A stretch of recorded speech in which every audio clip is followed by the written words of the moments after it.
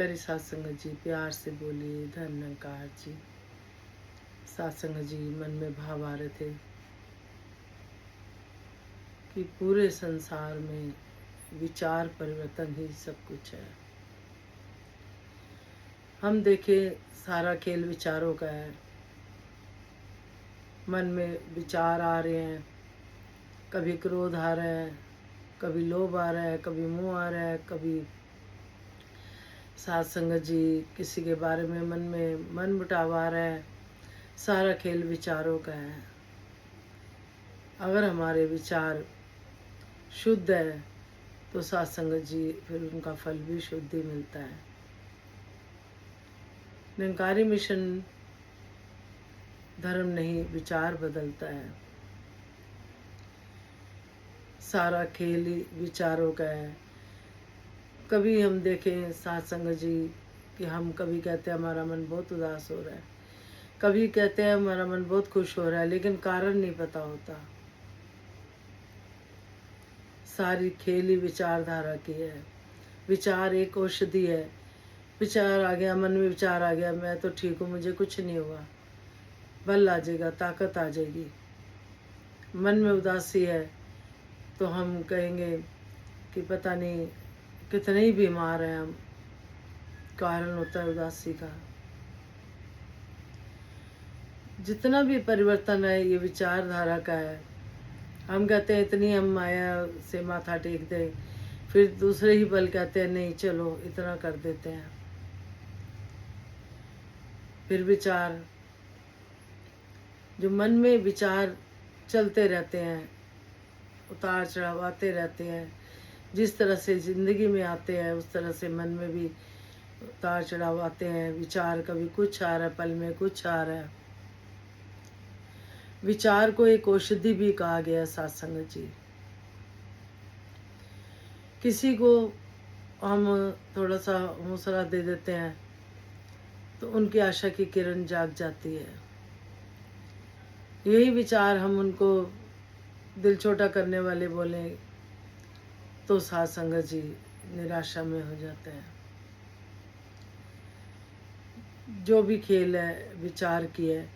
हम किसी के बारे में दूर बैठे हैं, किसी के बारे में हम गलत सोच रहे हैं तो उनके अंदर भी हमारी तरफ से नेगेटिविटी जाएगी। अगर हम अच्छा सोच रहे हैं उस दूसरे इंसान के लिए तो सात संगत जी जो हमारी वाइफ्स हैं वो ही जाएंगी। अभी ये देखना हमें नेगेटिव वाली है पॉजिटिव वाली है, कौन सी वाइफ्स हमारी जा रही है।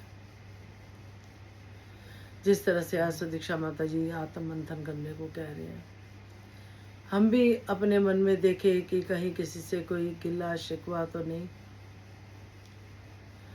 फिर बात वही आ गई विचारों की। विचारों का भी आदान प्रदान, कुछ आपने कही, कुछ हमने कही, कुछ बात समझ में आई, कुछ नहीं भी आई। सुन लिया, सुना लिया, लेकिन अपने जीवन में हमने कितना सुधार लाया। कहते हैं वो इंसान मूर्ख है, दूसरों को समझाने में बैठता है और खुद को नहीं समझता।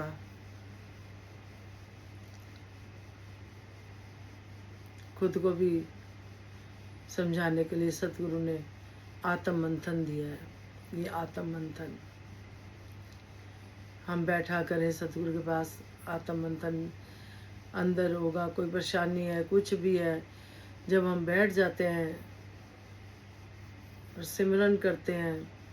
वैसे तो सतगुरु बाबा हरदेव सिंह जी ने चलते फिरते बताया हुआ है, लेकिन कभी कहते ना बैठ मेरे कोल में तैनू देख दी रवा, हाँ बैठ मेरे कोल, कहते हैं ना सतगुरु को।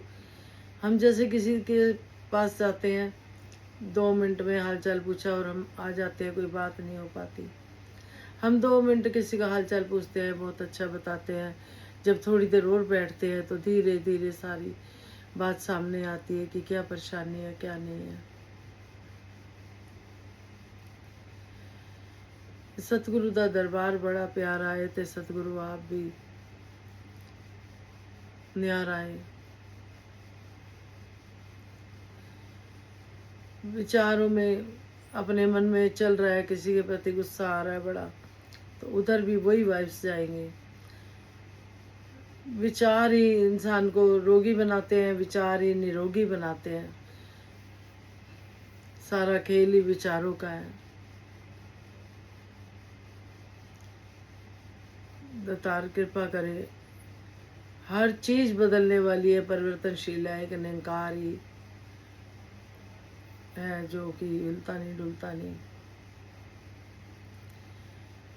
दातार कृपा करे, सभी को तन मन धन के सारे सुख दे, निरोगी काया हो, सुखी माया हो, और आप जी के चरणों में जुड़े रहे, तोड़ निभ जाए। धन निरंकार जी। विश्व का कल्याण हो, हर घर में ज्ञान हो। सतगुरु माता सुदीक्षा जी कृपा करे, सबके मुख पे सतगुरु का गुणगान हो। धन निरंकार जी।